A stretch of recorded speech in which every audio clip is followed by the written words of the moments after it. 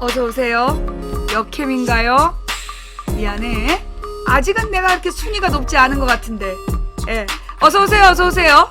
도봉구 창동 사는 불량주부 망치부인이 운영하고 있는 생방송 시사다방에 오신 것을 환영합니다. 반갑습니다. 감사합니다. 어서오세요. 네.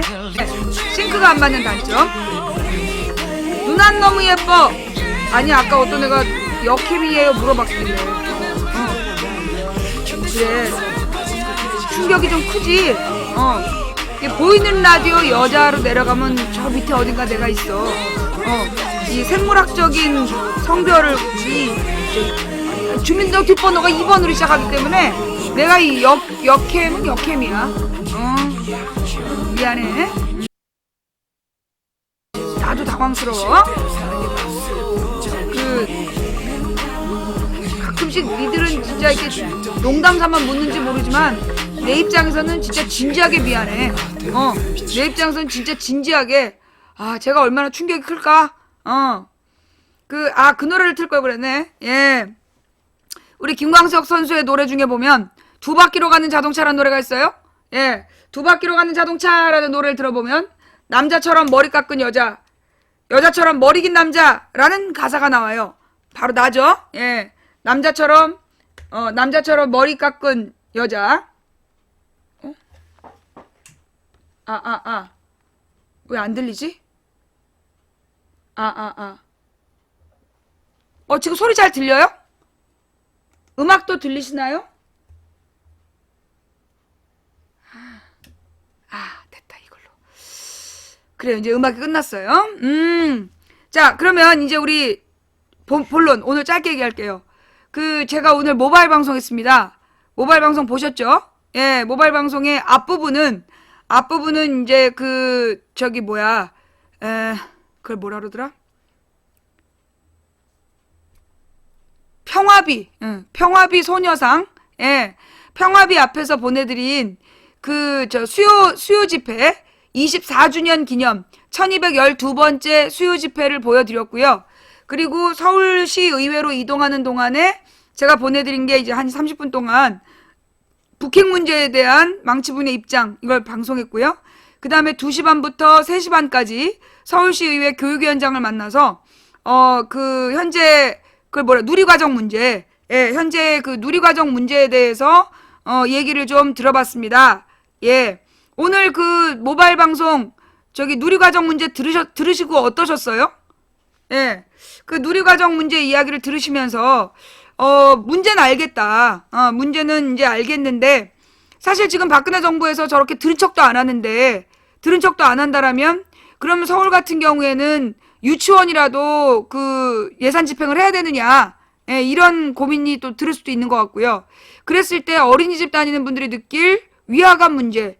근데 그 위화감 문제보다 더 심각한 건 당장 애를 키워야 되는, 양육하고 있는 그 현장의 엄마들이 굉장히 고통스럽다.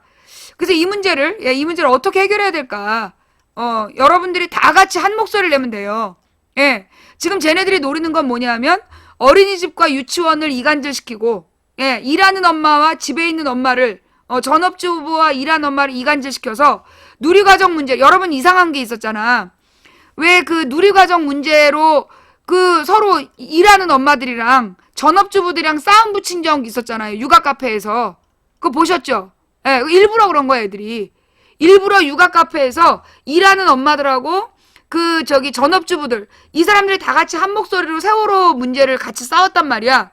근데 거기에 가서 일하는 엄마들하고 전업주부를 이간질을 시킨 거야. 어떻게 했냐면 일하는 엄마들에게는 지원을 더 해주고 전업주부들에게는 누리과정 예산 지원을 줄이겠다, 이런 방식으로. 근데 사실 전업주부들이 집에서 놀고 먹고 싶어서 놀고 먹는 게 아니잖아. 놀고 먹는다는 얘기가 아니라, 전업주부들이 일을 못하는 이유는 소위 지금 직장 다니려면 학력도 필요하고 자격도 필요하고 웬만큼 전문적인 여성 아니면 직장을 못 얻는단 말이에요. 그쵸? 그러면 아기를 낳은 엄마들 중에서 집에 있는 엄마들의 특징은 뭐냐면, 그렇게 사회적으로 드러내놓을 만한 어떤 자격증이나 이런 게 없는 분들, 그런 분들이 집에 계시는 거예요. 그러면 이런 분들의 특징은 뭐냐면 실제로 굉장히 생활이 어렵다는 거지. 한마디로 전업주부의 가정이 가정 형편이 더 어려운 거야. 근데 정부에서 누리과정을 전업주부는 지원을 줄이고 그 다음에 일하는 여성들에게만 지원을 하겠다. 이렇게 얘기하면 결국은 돈이 더 많은 쪽을 지원하겠다라는 정책이었거든요. 그래서 그 정책을 던져가지고 결국 일하는 엄마들하고 전업주부를 이간질을 시켰어. 그 다음에 이제 지금 같은 경우에는 원래 그 우리 아까 누리과정 얘기해서 들어봤지만 그 보육시설, 어린이집이나 이 놀이방 같은 경우에 보육시설이고 그 다음에 요 그 유치원은 교육시설이라서 감독 관청이 달라요. 감독 관청이 다른데 그 이 둘 다 박근혜 정부에서 박근혜가 공약으로 무상보육 누리과정이라는 걸 신설한 다음에 돈은 남더러 내라. 돈은 지방정부에서 내라. 이러면서 지금 우기고 있는 중이란 말이야. 그래서 결국은 누가 피해를 받냐 하면 실제로 애 키우는 엄마들. 예. 그 실제로 애 키우는 엄마들이 직격탄으로 피해를 보게 되는 그런 상황인 거죠. 근데 이제 해마다 지금 박근혜가 공약만 세워놓고 2013년 지나 14년부터 중앙정부 지원을 끊었어요. 그래서 14년, 15년이 어땠냐면 지방정부들이 우리도 돈 없다, 안 된다 막 싸우다가 당장 그 지역에 있는 엄마들 불쌍해가지고 예산 집행을 했어. 그 결과 13년, 14년, 15년 동안 지방정부들이 빚이 막 쌓여갖고 재정 파탄 위기에 놓인 거야. 그 몇 조 원씩 나가니까. 총 2조 원인데 그 지방교육청 예산이 그만큼 없단 말이죠. 예. 그러다 보니까 그러니까 총 4조 원. 총 4조 원인데 그 4조 원을 감당 못해서 지방정부들은 지금 그 부도 위기에 놓여 있는 거야. 그러니까 이제 올해는 지방자치단체들이 다 짠 거야. 다 결심을 해서 이게 박근혜 공약이니까 대통령의 공약이니까 대통령이 책임져라. 그래서 안정적인 그 누리과정 예산을 확보하자. 그래서 지금 이제 싸움을 시작했는데 아무래도 이제 경기도 같은 경우에는 새누리당이다 보니까 새누리당의 박근혜에게 유리한 입장으로 정책을 세울 수도 있겠죠. 이제 그런저런 문제들이 지금 누리과정 문제인데 그 계피 보는 거는 그 가정주부들이고 사실 이게 부모들이죠. 아이를 키우는 부모들이 육아에 부담을 지고 있는 부모들이 지금 계피를 보고 있고 이 문제의 원흉은 누구야? 박근혜야. 그 무상보육이라는 얘기를 왜 던졌느냐? 사실 2010년 지방선거 때 아까도 나왔지만 2010년 지방선거 때 우리나라의 진보 세력들이 무상급식을 던져서 그걸로 압도적인 승리를 하게 된단 말이야. 그러면 이 무상급식이라는 걸 그 당시에 오세훈이가 뭐라고 비판을 했냐면 포퓰리즘이다. 포퓰리즘이라고 얘기를 하면서 애들한테 공짜밥을 부잣집 아이들에게 왜 공짜밥을 주느냐. 그러면서 오세훈이가 시장 직위를 걸고 시장직을 걸고 주민투표를 한 거 아니에요? 근데 주민투표에서 그 성원이 안 됐어. 즉 무상급식을 온 국민이 그러니까 시민 다수가 원한 거야. 그래서 결국 오세훈이 사퇴를 해버리는 바람에 박원순 시장이 들어오게 된 거예요. 일이 그렇게 된 거야. 결국 오세훈이라는 사람은 누구냐? 한마디로 애들 밥 주기 싫다고 시장을 때려친 사람이야. 국민의 투표로 당선된 주제에 애들 밥 주기 싫다고 애들 밥 주기 싫다고 시장 때려치운 게 그게 오세훈이라고. 근데 좌우지간. 그리고 난 다음에 그래서 이제 지금 현재 나타나는 문제점이 그럼 이제 그 무상 보육은 왜 나왔냐? 지네들이 무상급식은 포퓰리즘이다. 그래서 막 욕을 해놓고 자기네들은 무상 보육을 던진 거야. 근데 이게 웃기는 게요. 초등학교 급식비 지원해봤자 그 10만 원 안 됩니다. 초중학교에 급식비 지원 10만 원이 안 돼요. 근데 무상보육은 어때? 몇십만 원이야. 무상보육은 많이 받는 70만 원까지 받아. 그럼 그것도 문제예요. 사실 이제 유치원 같은 경우는 일반 어린이집보다 그래도 살만한 집에 다녀. 그러니까 그 몇십만 원이나 되는 그 무상보육을 박근혜가 공약으로 세워놓고 사실 잘 사는 집이나 못 사는 집이나 똑같이 혜택을 주는 거야. 아까 우리 전철에서 제가 어르신들 때문에 계속 일어났잖아요. 이 전철도 그래요. 여러분 부잣집 어르신들은 전철 탈 때 돈 내나요? 안 내요. 집이 몇 채가 있는 부잣집 어르신들도 전철 탈 때 돈 안 내요. 그게 보편적 복지라는 거야. 보편적 복지라는 게 뭐냐면 부자나 가난한 자나 똑같이 복지 혜택을 주고 대신 부자들한테 세금을 많이 걷자. 이게 보편적 복지야. 그러면 지금 우리나라의 서울 같은 경우에 예산이 뭐 때문에 빚이 쌓이느냐 하면 지하철 예산 때문이에요. 지하철의 무임승차자들 때문에 그 무임승차 예산이, 그러니까 그 무임승차 비용이 그대로 서울시 교통 부채로 남는 거야. 이게 부잣집 할아버지 할머니들 똑같이 전철 비용을 안 낸단 말이야. 그럼 그거에 대해서는 포퓰리즘이라고 욕하지 않으면서 그 아이들에게 밥 주는 문제는 포퓰리즘이라고 욕하고 그러더니 요즘에는 이 무상 보육 문제가 터지니까 이 포퓰리즘 얘기는 못 하고 있는 거죠. 그러면서 박근혜가 지금 무상 보육을 해. 그러면서 그 청년들에게, 청년 구직자들에게 이재명하고 박원순 시장하고 이재명 시장 같은 지자체 단체장이 그 생활비 지원을 주겠다는 건 그건 또 뭐라고 얘기해? 그건 포퓰리즘이래. 아니 자기가 무상 보육한다고 한 달에 몇십만 원씩 1년이면 얼마냐고. 그렇게 자기네들이 지네들이 하면 포퓰리즘이 아니고 뭐 이 야당 지자체장이 하는 건 포퓰리즘이야? 그 무슨 그렇게 말도 같지도 않은 그런 주장을 하느냔 말이죠. 결국은 이제 이 보편적인 복지라는 거 여러분 기사 하나 찾아주세요. 뭐냐면 이제 지금 뭐 네덜란드나 핀란드 같은 이제 북유럽에서는 무슨 복지 혜택을 주느냐? 그냥 단지 자기네 시민이란 이유로 돈을 줘. 시민이란 이유로 돈을 110만 원인가? 다 지급을 한다는 거야. 부자나 가난한 자나. 기가 막히죠? 아니 부자나 가난한 자나 왜 나라에서 쓸데없이 돈을 주느냐? 근데 이게 뭐냐면 실제로 이제 그 가난한 사람들에게 그 돈을 주고 싶은데 근데 이 사람들이 만약에 일을 하게 되면 그 돈을 못 받는 거야. 근데 일자리는 안정적이지 않잖아. 그러니까 일을 그러니까 사실 110만 원으로 살 수가 없는데 일을 해서 돈을 몇십만 원 받으면 110만 원 잘리는 거야. 깎이는 거야. 그러니까 도리어 일을 안 하고 그냥 뭐라 그러나 이 복지 비용에 의지해서 사는 사람들이 늘어나니까 그만큼 부담이 있잖아. 그러니까 차라리 다 똑같이 110만 원을 줘. 그런데 110만 원 이상 버는 사람한테 110만 원을 걷어가는 거야. 무슨 얘기인지 알겠어요? 지금 이제 그 110만 원 이상 버는 사람 그들에게는 이제 110만 원을 걷고 그 다음에 똑같이 돈을 준 다음에 110만 원이 안 되는 사람한테 안 걷고 그런 식인 거지. 예. 그래서 이제 이 시민들에게 그 시민 임금이라든가 단지 시민이라는 이유로 돈을 주는 거예요. 그런 게 바로 이제 보편적 복지인데 그러면 그에 들어가는 재정 지원은 누가 감당하느냐?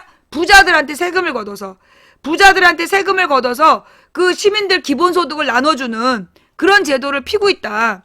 우리는 거기까지는 안 되더라도 적어도 선진국의 임금만큼은 줘야 되는 거 아니냐. 누가 그런 얘기를 했어요. 720조로 노동자들에게 1억 원을 임금을 줄 수 없다. 뭐 이런 얘기를 했다. 질문이 도대체 무슨 내용인지 모르겠는데 텔레그램으로 누가 이제 그렇게 썼어. 지금 720조가 누구 돈이냐? 그 재벌 중에 제일 돈 많이 번 30대 기업의 창고에 쌓인 돈이 720조예요. 그 30대 기업의 비정규직을 정규직으로 바꾸는데 들어가는 돈이 얼마냐? 먼저 10대 기업의 비정규직을 정규직으로 바꿨을 때 들어가는 돈이 얼마? 4조 원.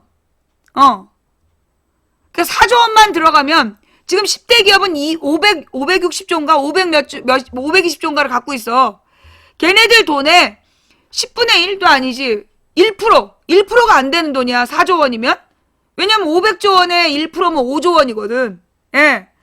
그 4조 원만 들어가면 그 10대 기업의 비정규직을 정규직으로 바꿀 수 있는 비용이라는 거예요. 무슨 말인지 알겠어요? 이거 신문 기사에 나온 내용이야. 신문 기사에 나온 내용이라고. 그러니까 720조로 시민들에게 1억 원 그 노동자 월급을 1억 원씩 줄 수 없다. 뻥까지 말라 그래. 이미 기사로 다 나온 내용이라고. 물론 지금 이제 이 비용은 현재 비정규직이 절반값에 일을 하고 있잖아. 절반만 더 주면 되는 거야. 절반만 더 주면 되기 때문에 4조 원이면 된다는 거죠. 그들에게는 그럼에도 불구하고 통장에 쌓인 496조 원이 있기 때문에 그들의 부담이 큰 게 아니야. 옛날에 노무현 대통령 때요. 노무현 대통령 때 10대 기업의 사내 보유금이 160조 원이었어. 그 160조 원이라는 게 알려지니까 사람들이 안 믿었다고. 거짓말하지 말라 그랬어. 내가 2007년에 와서 방송할 때 사내 보유금이 160조 원이라 했더니 그 사실 확인 좀 해보자고. 그게 말이 되냐고. 10대 기업이 무슨 돈이 있어서 160조 원을 쌓아놓겠냐고 나한테 따졌다니까요. 2007년 8년에. 그리고 나도 혹시 내가 160억을 잘못 알았나? 하도 당당하게 그렇게 얘기를 하니까. 근데 그때 160조였던 거야. 근데 이명박 박근혜를 거치면서 500조 원으로 늘어난 거예요. 예. 사내 보유금이 그런 거라고. 그 돈이 왜 그렇게 이명박 박근혜 때 그럼 340조 원이 350조 원이 어떻게 늘어났느냐. 결국 내가 그랬잖아. 이 이명박 되면서 단체 해고, 그걸 뭐라, 구조조정이라는 이름으로 집단 해고를 하잖아. 집단 해고 한 다음에 메일을 쫙 돌려갖고 반값에 일할 사람 손, 그래갖고 반값에 일한 사람으로 절반을 채용한 거 아니야. 그래서 비용을 줄인 거라고. 그러면 실제로 일이 줄었냐? 일은 줄지 않았어. 옛날에 3명이 8시간씩 3교대로 하던 일을 2명한테 12시간씩 시키는 거야. 결국 업무량은 줄지 않았는데 뭐만 줄은 거야? 임금만 줄인 거야. 그래서 월급만 원래 연봉 7천만 원짜리 3명이 일을 해야 되는데 요걸 3,500 2명한테 시키는 거야. 그러면 거기서 얼마가 남겨져? 1억 4천을 대기업이 남겨먹는 거야. 대기업이 1억 4천을 1년에 세 명에서만 1억 4천을 남기니 그 몇천 명 되면 얼마나 많이 돈을 남기겠어. 그 돈이 쌓여서 지금 사내 보유금이 돼 있는 거야. 그러면 이 대기업 직원들만 등쳐먹은 게 아니라 중소기업, 자동차에 들어가는 그 많은 부품들, 그 부품들의 제값을 줘? 안 준다고. 자동차에 들어가는 부품은 중소기업에서 자기네들이 달러로 돈 바꿔갖고 외국에 원자재 사다가 노동자들이 일을 해서 만들어서 납품을 하는데 중국에서 자동차가 막 만들어지면서 전 세계 이 원자재 값이 올랐다고.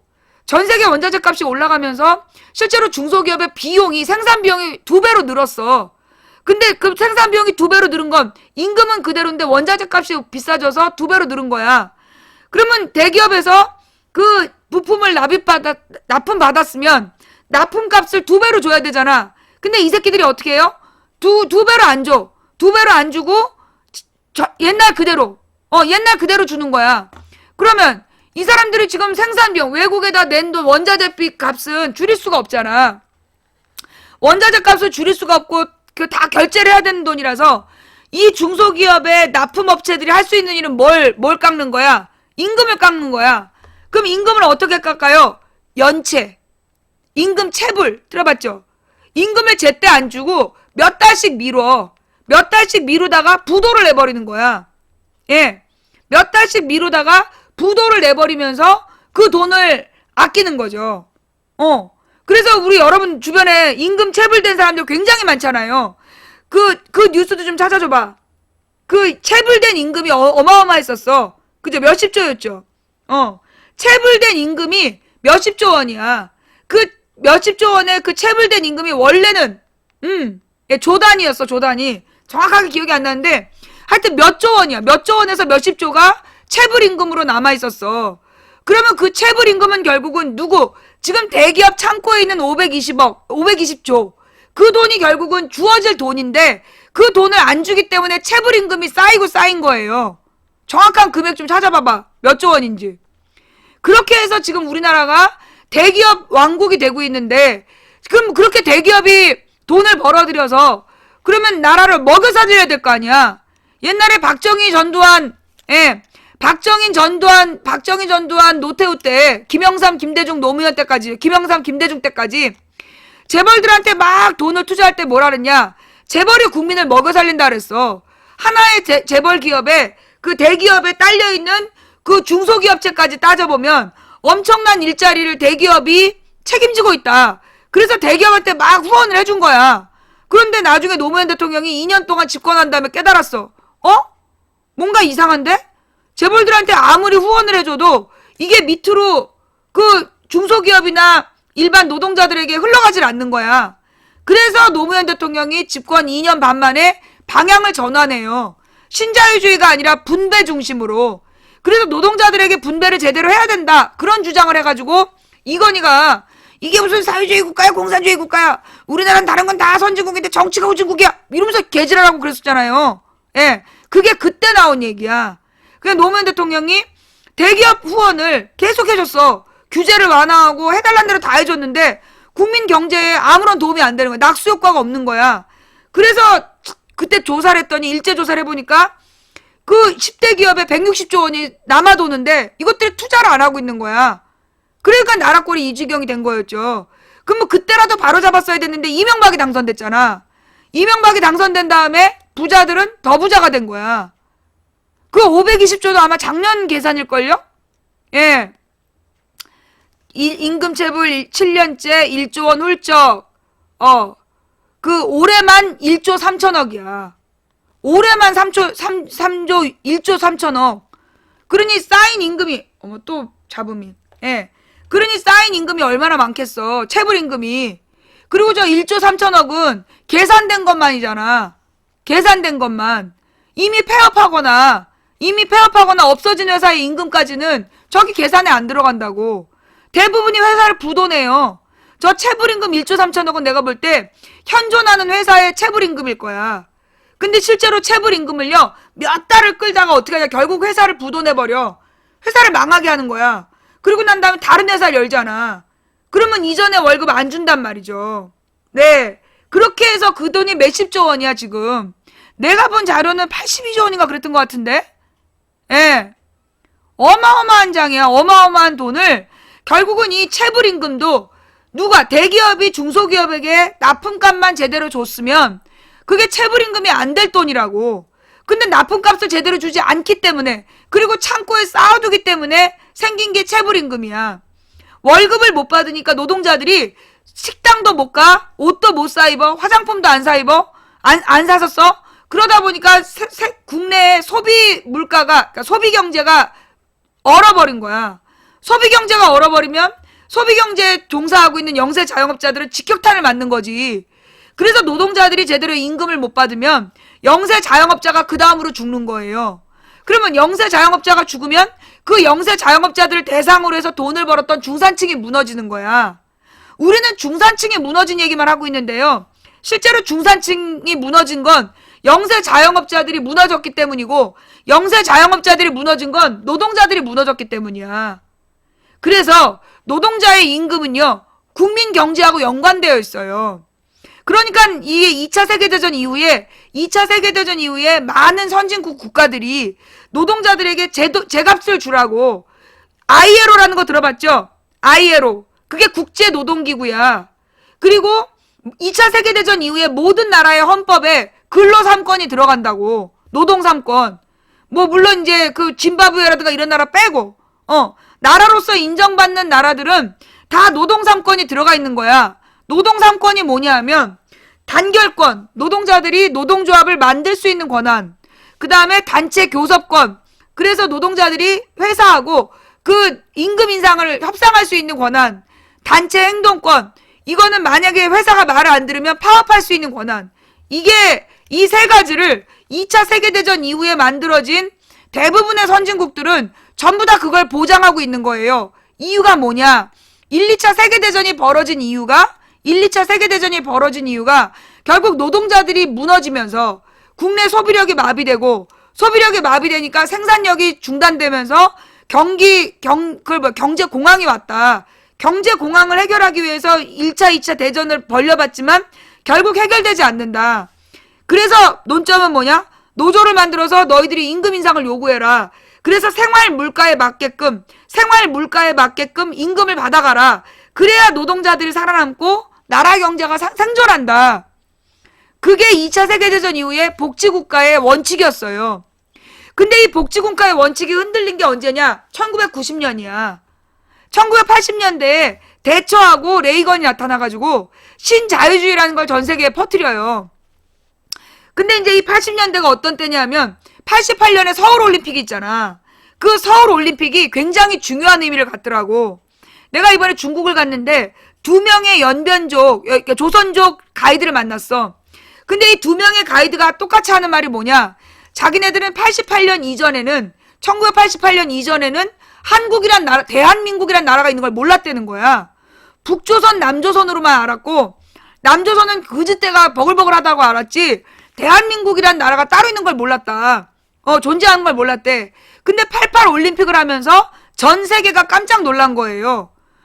이건 무슨 얘기냐면, 그 당시 88년도까지는 전 세계가 냉전 체제였어. 그래서 소련, 그 다음에 동독, 중공, 그들이 주도하는, 소련, 중공, 동독이 주도하는 그 공산주의권과, 그 다음에, 사회주의 국가들이죠. 공산주의권. 그리고 이 미국, 영국, 프랑스, 독일, 이들이 서독, 이런 사람들이 주도하는 자본주의 진영이 나뉘어져 갖고 냉전, 콜드와 차가운 전쟁, 막 총포를 쏘는 게 아니라, 총포를 쏘진 않지만, 무기를 막 계속 쌓아 올리면서 서로 이제 전쟁에 대비하는 그런 체제였어요. 그 냉전 체제였는데, 냉전 체제가 무너지게 된 결정적 계기가 뭐였느냐? 물론 중국에서는 등소평이 나타나서 개혁 개방 노선을 펼쳤어. 흑묘 백묘, 검정 고양이든 흰 고양이든 쥐만 잡으면 된다. 즉 인민을 먹여 살리면 된다. 그래서 등소평이 그 등소평 이전에 모택동까지는 강제로 막 찍어 누르는 정책을 했다라면, 등소평 때부터 뭐랬냐면 중국의 동부 해안에다가 개방 도시를 만들어요. 등소평 때부터 경제 도시를 만드는 거야. 무역 도시. 그래서 그 무역 도시 상해 같은 게 그런 도시야. 그래서 그런 도시들을 개발을 해서 서구 자본주의를 경험을 한 거예요. 그다음에 소련에서는 누가 있었어? 기억나요? 고르바초프, 브레즈네프하고 고르바초프가 들어봤죠? 페레스트로이카, 글라스노스트, 페레스트로이카, 그런 얘기가 80년대에 되게 유명했어. 그 내용이 뭐였냐면, 그게 개혁 개방이라는 러시아 말이야. 글라스노스트, 페레스트로이카, 이게 이제 개혁 개방 정책이었는데, 80년대가 영국과 미국이 주도하는 신자유주의가 성장하는 시대이고, 그 다음에 중국에서는 등소평의 개혁개방 정책, 소련에서는 글라스노스트 페레스트로이카 정책. 그러면서 그게 80년대에 쭉 성장해서 서울 올림픽에서 난리가 나는 거야. 왜? 80년이 아마 모스크바 올림픽이었을 거야. 84년이 LA 올림픽이고. 헷갈릴 수 있는데 모스크바하고 LA가 번갈아서 했어요. 근데 모스크바 올림픽을 할 때는 영국, 프랑스, 미국이 안 갔어. 그래서 이제 공산권에서만 올림픽을 하고, LA 올림픽 때는 서방 국가들만, 자본주의 국가만 모이고 동구권이 안 갔어. 그래서 그래가지고 8년 동안 영국과 미국이 신자유주의를 추진하고 중국과 소련이 개혁개방 정책을 추진하던 8년 동안 안 만난 거야. 그러다가 그들이 전체가 한꺼번에 모인 게, 그래서 그때가 역대 최대 참가국이 모인 게 서울올림픽이야. 서울올림픽이 딱 열리면서 사람들이 다 뻑이 가버린 거야. 왜? 세상에 서울이 이렇게 부자였다니. 왜냐면 이제 동독이 무너지게 된 거죠. 그러니까 동유럽이 남조선은 막 그지들이 버글버글대고 빈부격차가 심해서 다 가난하다, 잘 사는 놈만 잘 살고 다 가난하다 그랬는데, 서울 와서 보니까 고층 빌딩이 늘어져 있고 자동차가 너무 많이 다니고 있다. 이렇게 된 게 그게 이제 88 올림픽이었어. 그래가지고 88 올림픽 다음에 동독 서독이 통일을 하잖아요. 그 다음엔가 89년 90년이 중공이 중국되고, 그 다음에 소비에트 연방이 해체되는 거야. 그래서 러시아가 되는 거야. 러시아가 되고 중국이 되고, 그러면서 소비에트 연방이 해체되고 동서독은 통일해버리고, 그게 89년 90년에 있었던 일이에요. 그게 결국은 뭐였냐면 동구권이 무너진 거지. 소위 공산주의가 무너지게 된 거야. 그리고 난 다음에 이 신자유주의자들이 본색을 드러낸 거야. 80년대까지만 하더라도요, 실제로 노동자들에게 제대로 임금을 줬어요. 그런데 90년대 들어서면서 90년대 세계화란 말이 나오고 글로벌 기업이라는 게 나와요. 우리나라에서도 80년대에 유행했던 게 나이키잖아. 88년, 87년 이럴 때 유행했던 게 86년부터인가? 그게 나이키 이런 게 들어온단 말이야. 프로스펙스 나이키 하면서 고가의 운동화들이 들어오는데, 그때 나이키가 90년대 96년인가 95년인가 미국에서 이제 운동이 일어나. 뭐냐? 흑인 학생들이 나이키를 불태우는 운동을 하게 돼요. 왜냐? 나이키 운동화가 그 당시에 마이클 조던을 팔아가지고 엄청 애들이 비싼 돈으로 사서 그걸 나이키를 신고 있었는데, 알고 보니까 나이키는 미국에 공장이 없다. 예. 미국에 나이키 공장이 없다. 그래갖고 난리가 나는 거야, 90년대 초반에. 왜냐? 나이키는 대부분이 본사가 영업만 하고, 실제로 생산은 어디서 했냐? 인도나 아프리카에서 한 거야. 인도나 아프리카, 동남아처럼 가난한 나라에다가 공장을 지어서, 일당 월급 1,500원 정도로 주고 애들을 부려먹어서 그 나이키를 만들어서 미국에 굉장히 비싼 값에 팔고 있었던 거지. 이걸 안 흑인 청년들이 결국 우리가 이 나이키를 신으면 우리들의 일자리가 사라진다.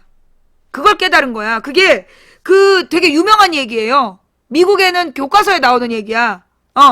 흑인 학생들이 나이키 거부 운동을 하는 거야. 왜 거부를 했냐 하면 우리가 나이키를 신으면 그 나이키를 만드는 가난한 나라의 아이들은 그 극심한 노동 환경에 시달려야 되고 우리는 우리대로 일자리가 사라진다. 왜? 그 가난한 나라에서 만든 물건을 우리 미국에 와서 비싸게 파는데 우리가 그걸 사주면 결국 우리나라의 공장이 사라지게 될 거다. 그래서 흑인 학생들이 주도해가지고 나이키 거부 운동을 했어요. 그래서 불태우는 운동. 그게 이름이 있는데 그 이름 아시는 분? 나이키 거부 운동 이름이 있어. 예. 그거를 이제 공식적으로 펼쳤다. 공식적으로 이제 그런 운동을 펼치게 되고, 그 다음에 이제 90년대에 유명했던 게 이제 그러다가, 그래서 이제 90년대에 나이키 거부 운동이 96년경에 미국에서 시작이 돼. 그리고 우리나라에서도 그런 이제, 그리고 이제 나이키 다음에 뭐 월드컵이 있었어. 월드컵이 벌어졌는데, 그 월드컵의 공 있잖아. 월드컵에서 사용되는 공이 또 이름이 또 유명하잖아. 그게 뭐 20몇만 원 한다며요. 월드컵에서 사용되는 공이 20몇만 원이야. 그래서 그 월드컵의 공이 굉장히 크기가 커졌다 작아졌다 해. 그리고 면을 그러니까 회오리 치는 모양 아니면 육각형 다양한 모양을 만들어 갖고 그 공의 방향, 그 모양이 우리 어렸을 때 축구공 그러면 육각형이 쫙 연결된 것만 알았어. 근데 월드컵 공이 달라진 거예요. 모양이. 기억나죠? 막 가운데에 굵은 무늬가 들어가거나, 예, 그렇게 바뀌었어. 근데 그 바뀐 게 왜 바뀌었냐 하면, 그게 바람의 방향을 바꾼다는 거야. 이게 공을 딱 차면 회전을 하잖아. 회전을 할 때 그 미세한 무늬가 갖고 있는 이게 바람의 방향을 바꾼다는 거야. 그래서 그 공 모양을 계속 새롭게 디자인을 해서 비싸게 파는 거야. 근데 그 비싸게 파는 공이 결국 가난한 아이들이 일일이 손으로 만들어서 비싼 값에 파는 거다. 그래서 월드컵 공을 거부하는 운동, 그것도 벌어지고. 그래서 이 아디다스, 아식스, 나이키 얘네들이 전부 다 공장 없는 물건들. 그래서 이제 그런데 지네들은 자기네들이 글로벌 기업이다라고 얘기하죠. 글로벌 기업. 그러니까 가난한 나라에서 싼 값의 노동력을 착취해갖고 물건을 만든 다음에 해운을 통해서 유통을 시키고 부자 나라에 가서 비싼 값에 팔아먹는 거야. 그걸 지네들이 글로벌 기업. 그러니까 잘 사는 나라에선 서비스업, 3차 산업만 발전시키고 그러면서 대기업이 해운업을 다 끼고 발전시키고 그리고 가난한 나라에 공장 짓고 이걸 글로벌 기업이라고 팔아먹었던 게 그게 90년대의 글로벌 기업이에요. 근데 이제 그게 96년부터 세계의 선진국 노동자들이 심각하게 문제의식을 느낀 거야. 왜? 90년대 공장들이 사라진 거야. 90년대에 선진국의 공장들이 사라지는 걸 보면서 세계 노동기구로 결합을 해야 된다. 여러분 아마 기억나실 거예요. 2007년도에 2008년도인가 쌍용차 문제가 터지잖아. 2009년인가? 쌍용차 문제가 터졌을 때 ILO 국제노동기구에서 막 조사단 파견하고 와가지고 이명박 정부에다 항의하고 이런 거 맞죠? 그들이 왜 그렇게 했냐면 실제로 이 노동 조건이 악화가 되면 우리나라의 노동자들이 싼 값에 일을 하게 되면 선진국의 일감을 뺏긴다는 거야. 그래서 선진국 노동자들이 세계 노동자들의 임금을 똑같이 하자. 그런 운동을 하는 거예요. 그래서 연봉 7천만 원 운동을 하는 거야. 그래서 그게 어디지? 구글인가? 어디지? 미국의 유명한 벤처 기업인데 구글인가 페이스북인가 어디지 기억이 안 나는데 거기가 연봉 7천으로 똑같이 모든 직원의 연봉을 연봉 7천으로 맞춰버렸잖아. 그 연봉 7천이라는 선이 실제로 우리나라의 물가가요. 뉴욕하고 똑같아요. 전 세계에서 물가가 제일 비싼 게 뉴욕인데 우리나라 물가가 뉴욕하고 똑같고 어떤 건 뉴욕보다 비싸. 기름값, 커피값은 뉴욕보다 비싸. 세계에서 제일 비싼 게 한국 물가, 서울 물가야. 그러니까 사실 서울 기준으로 보면 4인 가족이 연봉이 7천은 돼야 먹고 살고 1년 동안 생활을 하고 노후를 대비할 수 있다는 거예요. 그래서 연봉 7천 운동이 벌어진 게 된 거예요, 선진국은. 그래서 그걸 위해서 단결하라는. 근데 우리나라에서는 이 조선일보, 동아일보가 주도해가지고 연봉 7천을 요구하는 노동자들을 뭐라고 불러요? 귀족노조라고 부르죠? 귀족노조. 근데 실제로 지금 대기업에서 연봉 7천을 안 줘. 연봉 7천 안 줘요. 지금 대부분이 그 연봉 3,500, 4,000으로 다 떨어진 사람들이 일을 하고 있기 때문에 연봉 7천짜리 정규직은 거의 사라진 거야. 뭐 내가 가장 웃긴 논쟁, 그게 몇 년, 한 3년 정도 된 것 같은데 그 2002년 이후로, 그러니까 2000년 이후로 현대에서 정규직을 뽑지 않았다. 현대기아차는. 내가 그렇게 방송을 했어. 그러니까 막 정규직 뽑는 공고문을 막 갖고 온 거야. 애들이. 그때 논쟁 기억나요? 그게 몇 년 전인데 무슨 얘기냐? 현대기아차에서 다 정규직 뽑고 있다. 그러면서 막 공고문을 막 갖고 왔어. 그런데 그 공고문이 정규직이야? 아니었잖아요. 기아자동차에서 모집을 해서 기아자동차를 만드는 일을 하고 현대자동차에서 모집해서 현대자동차 만드는 일을 하는데 연봉이 절반. 하청업체였던 거지. 기아자동차를 만들고 현대자동차를 만드는데 그 일을 하는 사람은 진짜 현대 직원이 아니고 기아 직원이 아니었던 거야. 그때 내가 그걸 몰라가지고 정규직을 안 뽑는 걸로 알았는데 확인해봐야 되겠다 그랬잖아. 근데 그게 알고 보니까 그게 용역업체들이었던 거야. 하청업체들. 기아나 현대에서 하청을 주는 거야. 하청을 줘가지고 기아자동차를 만드니까 이 사람들은 전부 다 자기가 기아자동차의 노동자이고 현대자동차 노동자인 줄 알고 일을 하러 간 거야. 근데 알고 보니까 장갑도 사서 써라, 작업복도 사서 써라, 밥도 따로 먹어라. 그래서 우리는 뭔데요? 너는 비정규직. 그래갖고 하청업체랑 2년에 한 번씩 재계약을 하는 거야. 2년에 한 번씩 재계약하는 건 정규직이 아니에요. 우리 노동자들이 어느 수준이냐면 지금 정규직과 비정규직 구분을 못해. 하청업체에서 일하는 거 정규직 아니에요, 여러분. 예. 용역업체에 여러분이 따로 계약서 쓰는 사람들 있죠? 1년이나 6개월이나 계약서 쓰는 사람들. 그거 정규직 아니에요. 그 계약서를 쓰는 사람이 계약직이고 계약직 이퀄 비정규직이에요. 뭔 말인지 알겠어요? 예. 하청 정규직도 없어. 왜냐하면 정규직이라는 건 뭐냐면 평생 노동이 그 종신 노동이 보장되는 거야. 그러니까 평생 직장. 계약을 다시 쓸 필요 없이 계속 일하는 거. 그게 정규직인데. 지금 여러분들은 뭐 6개월이나 한 달 혹은 뭐 어떤 경우는 매일 계약서를 새로 쓰는 거야. 근로계약서를 새로 쓰는 사람들은 전부 다 비정규직이야. 그리고 여러분들은 원래 받아야 될 돈이 연봉 7천을 받아야 되는데 날마다 계약서를 쓰면서 다음에 계약을 또 받으려면 주는 대로 받아라. 예, 주는 대로 받아라. 그게 계약직 노동자들이 존재하는 이유예요. 자기네들이 주는 대로 받고 일해라. 그게 계약직 노동이야. 그래서 그 계약직 노동은 다음에 재계약 자체, 당장에 다음 달에 들어가야 될 돈. 사실 그렇잖아요.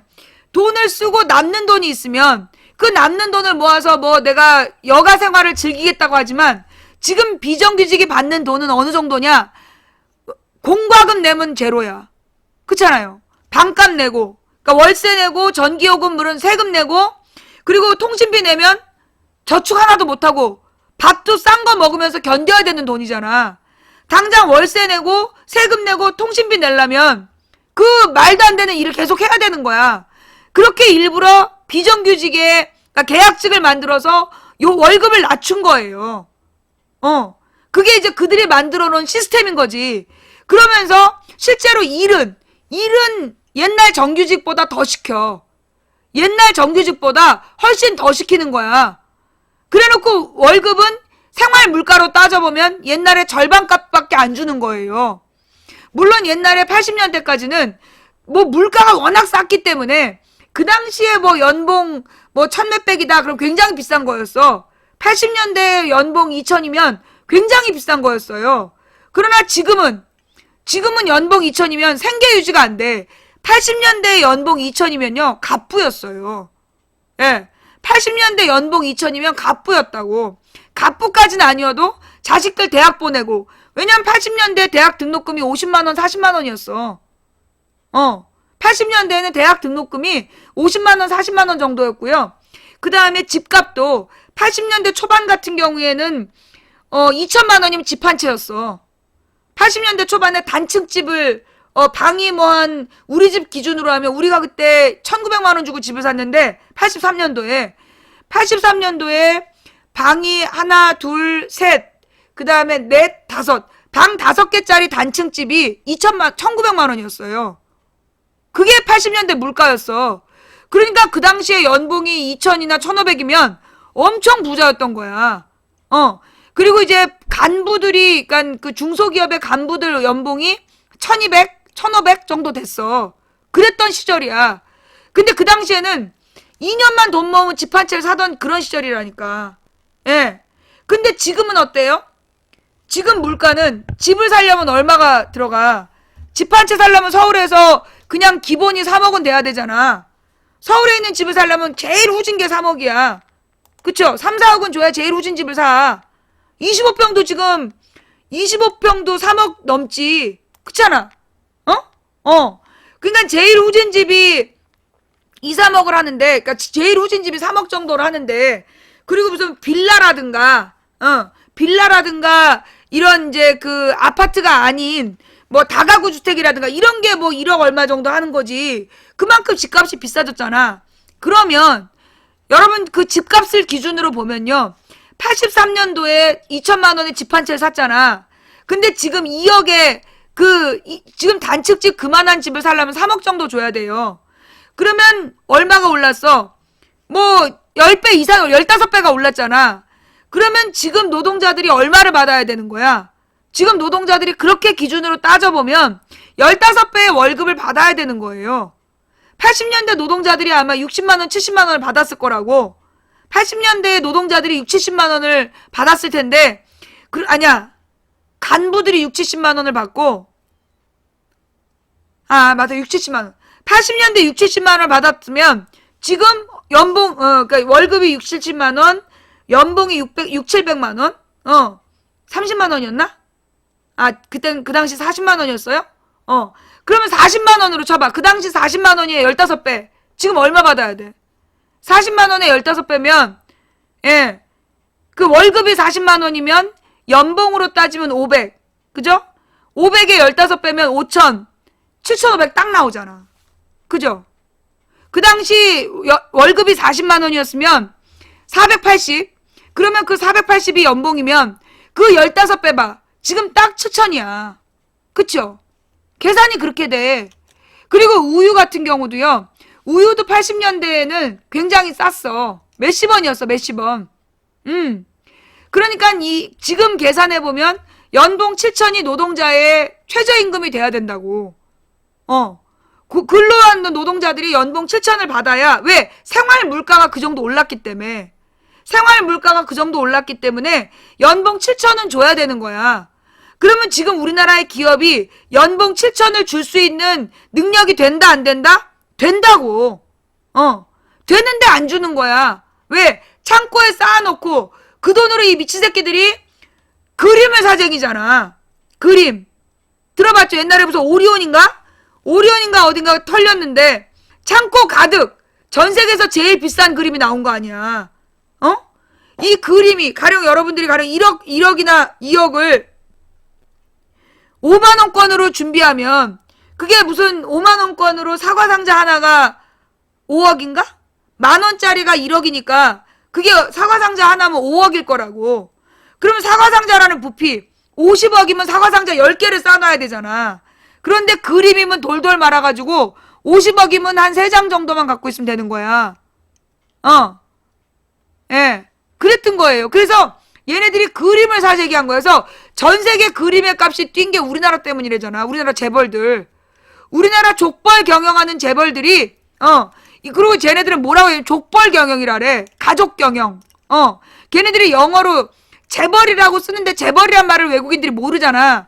그러니까 족벌 경영체제, 이렇게 번역을 한다고. 걔네 말로. 족벌 경영체제라는 게 뭐냐면, 다른 나라에는 없는 체제인 거야.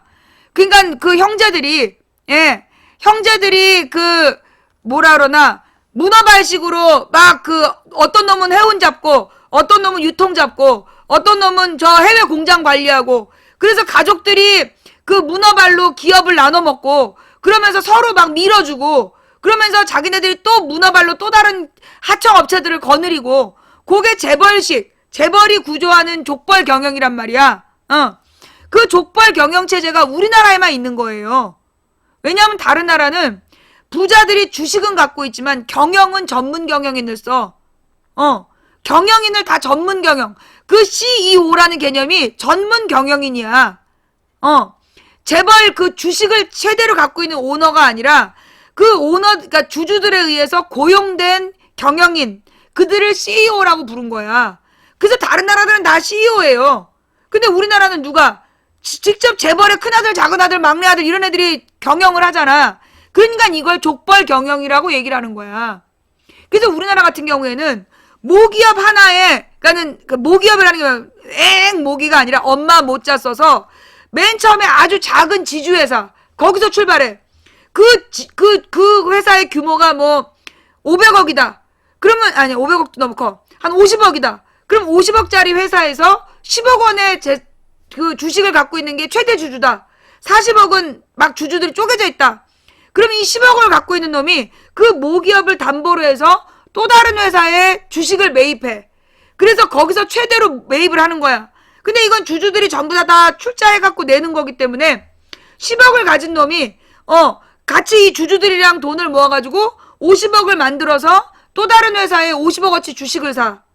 그러면 그 50억이 300억짜리 회사의 최대 주주다. 그러면 최대 지분을 2개를 갖는 거야. 그 다음에 이 10억을 갖고 50억어치 주식을 샀던 이놈이 그 50억을 기준으로 해가지고 또 300억을 모아. 그래서 300억짜리 또 하나를 사는 거야. 대주주가 되는 거야. 그게 순환출자예요. 맞죠?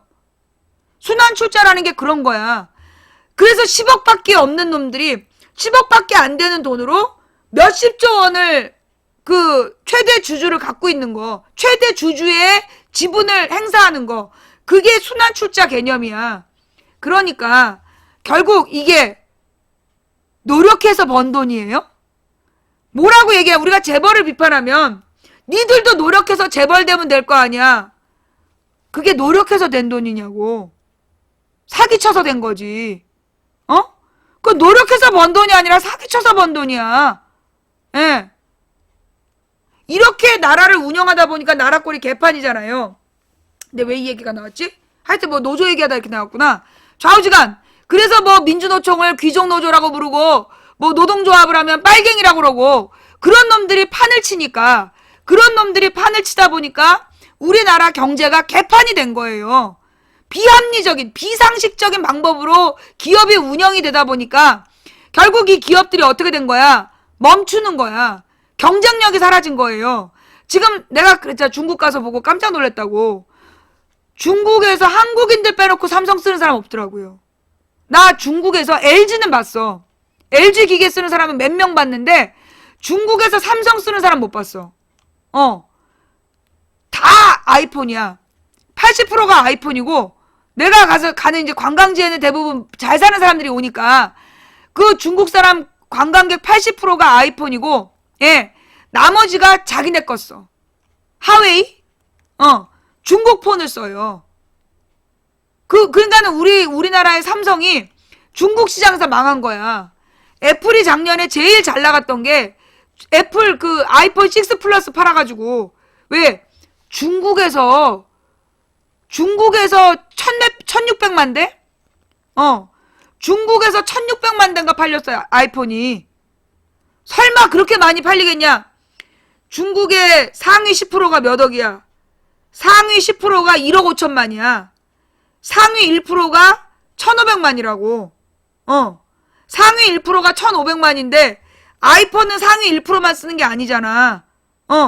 걔네 상위 한 5%, 10%까지는 아이폰을 써.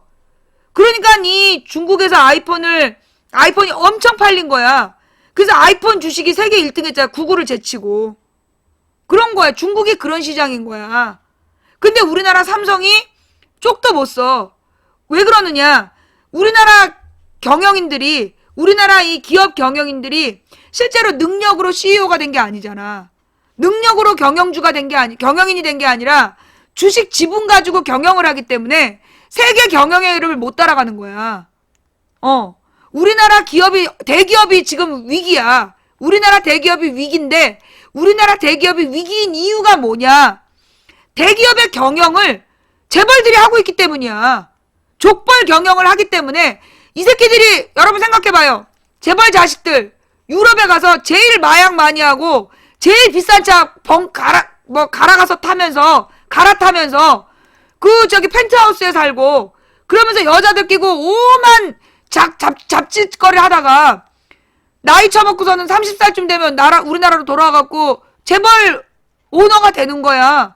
그런 새끼들이 뭘 배우겠어? 뭘 배우겠어? 아무것도 못 배우는 거지. 그런 새끼들이 경영을 어떻게 하겠냐, 기업 경영을. 몇십만 명 경영을 어떻게 해, 못하는 거지. 가장 대표적인 게 이재용이잖아. 이재용이 옛날에 이건희가 탈세. 이건희 가문에서 탈세가 11조였대잖아. 탈세가 11조 원이고, 탈세 규모가 11조 원, 걸린 건 1조 원. 그래가지고, 김용철 변호사 책에 보면 나와요. 그래서 이 그러니까 10조 이상의 탈세를 해가지고, 이건희가 실형을 살아야 되는데, 이건희가 실형을 살지 않는 조건으로 경영에서 후퇴를 한 거야. 경영진에서 물러나고, 이재용한테 넘긴 거예요. 그게 2008년 9년이야. 2008년 9년에 이재용한테 넘겨줬어. 11조 맞지? 그런데 이재용이 삼성전자를 물려받았는데 그때 우리나라에 제일 많이 팔린 게 삼성전자 휴대폰이었단 말이야. 그런데 얘네가 이제 이 삼성전자하고 SK하고, 물론 그때 내려진 기사예요. 그때 올라왔던 기사에 어떤 기사가 있냐면, 이재용이 SK 최태원한테 부탁을 해가지고 애플 아이폰의 도입을 막아달라. 그때 전 세계에서 2009년부터 아이폰이 세계에 깔렸어요. 근데 삼성이 자기네들이 스마트폰이 아직 준비가 안 됐다고 애플폰 수입을 6개월인가 늦춰달라고 그런 거야. 그랬다는 보도가 나왔어. 애플폰의 수입을 6개월만 늦춰달라. 그러면서 그 삼성에서 옴니안지 뭔지 그걸 만든 거지. 옴니안가 뭔가 이상한 무슨 생긴 것만 휴대폰, 모양만 휴대폰, 전혀 컴퓨터가 안 되는, 인터넷이 안 되는 스마트폰을 만들어서 팔았던 거야. 근데 그 6개월 동안에 KT가 애플을 수입한 거예요. 그래서 KT가 확 컸던 거지, 그 당시에. 그래서 이 KT가 아이폰을 3G 시장에서 우리나라에 확 도입을 하고 6개월 만에 SK도 아이폰을 팔게 된 거야. 근데 이제 그 당시에 그 6개월이 어떤 영향을 가져왔냐 면, 우리나라의 가장 다수 휴대폰이 삼성폰이었어. 그 삼성폰을 아이폰으로, KT로 많이 넘어오지 않았거든. 그리고 그 당시에 뭐라고 얘기를 했냐면, 아이폰은 통화가 안 된다. 그런 얘기 들어봤어요? 아이폰은 통화가 안 돼요. 그래서 이렇게 어렵게 들어야 돼요. 이런 거 막 만들어서 뿌리고, 그게 내가 볼 땐 삼성전자 알바들이야. 삼성전자 여론 조작단이 아이폰이 불편하다고 막 개뻥을 친 거예요. 그래서 그 당시 기억나지? 그래서 아이폰은 굉장히 쓰기 어려운 기계인 것처럼 그 당시에 아이폰 삼성 알바들이 그렇게 삼성 3GS 나쁘다고 그랬어. 근데 써보니까 다들 기절한 거야. 근데 이제 그때 LG 얘기가 나와. 그 당시에 LG는 더 했어. LG의 이제 LG의 부사장이 모바일 인터넷, KT가 3G로 아이폰을 팔고, SK도 3G를 막 준비하는 단계였는데, LG전자에서, LG전자, LG전화기 만드는 얘네들이 어떤 생각을 했냐면 우리나라는 워낙 유선 인터넷이 잘 돼 있기 때문에 모바일 인터넷이 필요 없다. 그래서 모바일 인터넷 3G에 대해서 준비를 안 한 거야. 3G 기계를 안 만든 거야. 그랬는데 어떻게 됐어? 아이폰이 돌풍을 일으키면서 모바일 인터넷으로 확 바꿔버린 거예요. 그래서 그 부회장이 잘렸어. 그 부회장이 그 3G 시장에 적응을 못 해갖고요. 잘려버린 거예요. 잘리고 그 다음에 이제 4G, LTE가 되면서 이 LG가 뒤늦게 LTE 시장을 선점한 거야. 그래갖고 내가 그랬잖아. LG U 플러스가 LTE는 더 잘 된다고 얘기했던 게 그게 뭐냐? KT는 모든 재원을 3G에다 쏟아부은 거야. 그래서 전국에서 3G가 제일 잘 되는 게 KT였어. 근데 문제는 뭐냐면 그 3G망을 쫙 깔아놨는데 LTE급이 나온 거야. 근데 이 LTE급의 기지국을 만들려면 주파수를 바꿔야 되는데 시간이 걸린 거야. 근데 이제 이 LG가 먼저 LTE는 전국의 기지국을 깔아버린 거예요. 그래가지고 이 LTE 초반에 그게 내 기억에 2012년? 2012년에는 LTE가 LG가 더 좋았어. 더 많았던 거야. LTE는 LG U 플러스가 KT보다 좋았어요. 뭐 SK는 인터넷이 형편이 없었고, SK는 인터넷은 생각도 못해. 주로 SK를 쓰는 사람들은 이제 나이 드신 분들, 그리고 모바일 인터넷 안 하는 사람들이 주로 썼기 때문에 SK는 인터넷이 아예 12년까지 안 됐어. 근데 요즘은 돼요. 내가 지금 이제 SK 폰도 내가 갖고 있거든. 언제 내 휴대폰에 내가 세계 통신사를 다 쓰는 이유가 뭐냐? 여러분 아까도 도대체 전화기가 몇 개야? 전화기 4대예요. 전화기가 4대야. 요거는 방송용. 이거는 이제 방송용. 그 다음에 방송할 때 채팅창을 봐야 되잖아. 이거는 시청용. 요거 둘 다 데이터 무제한으로 써요. 이거 LG, 요거 KT. 그 다음에 또 하나는 SK야. SK를 따로 쓰는 이유는 만약에 LG나 KT가 끊겼을 때 SK는 인원이 제일 많기 때문에 끊지 못할 거다. 그래서 내가 SK를 또 하나 쓰는 거였어. 이건 전화용으로. 통신용으로 하나 좀 쓰면서 혹시 얘네들이 끊겼을 때 보조용으로 갖고 있고, 요 전화기는 뭐야? 시청자들이 보내는 텔레그램하고 문자용. 무서워. 텔레그램하고 문자가 너무 많이 오기 때문에 이거 봐. 이거 봐봐. 파란색 보여?